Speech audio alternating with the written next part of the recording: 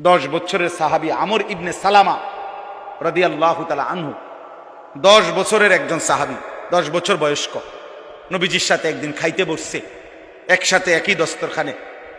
তো ওই ছোট মানুষ উনি বারবার হাত নাড়ানাড়ি করতেছিলেন, একবার এন্দিয়া লয় একবার এন্দিয়া লয়।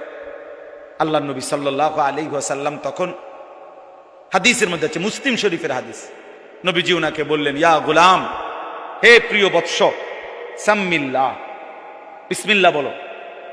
কুল বিয়ামিনিকা, ডান হাতে খাও।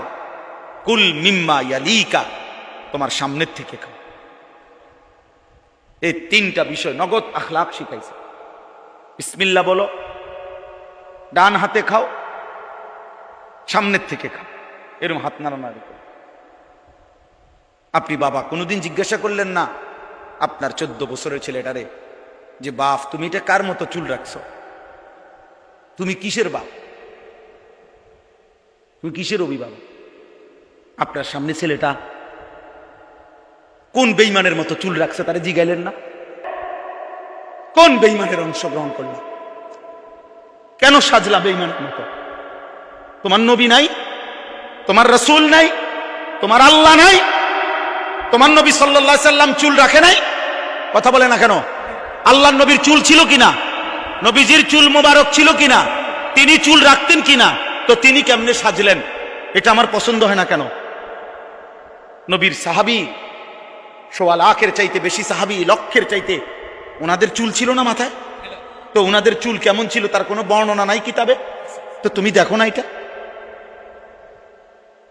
তোমার ধর্মকে তুমি এত বড় বেইজ্জতি করলা কেন? তোমার রাসূলকে তুমি এত বড় বেইজ্জতি করলা কেন? তুমি যদি নবী সাল্লাল্লাহু আলাইহি সাল্লামের কাছে আমলনামা দিয়া বলো যে ইয়া রাসূলুল্লাহ, এই যে আমি আনিসুর রহমান, আমার সুপারিশটা আপনি করেন হাশরের ময়দানে, এই যে আমার আমলনামা। আল্লাহ নবী সাল্লাল্লাহু আলাইহি ওয়াসাল্লাম যদি আমলনামা উল্টাইয়া দেখবে আর বলবে, হায় আনিসুর রহমান, 6 মাস 1 বছর কোনোদিন ফজরের নামাজ পড়ল না।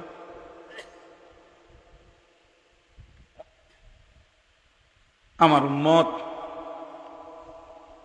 আমি 23টা বছর চোখের পানি ফেললাম, আমি কত পাথরের আঘাত সইলাম,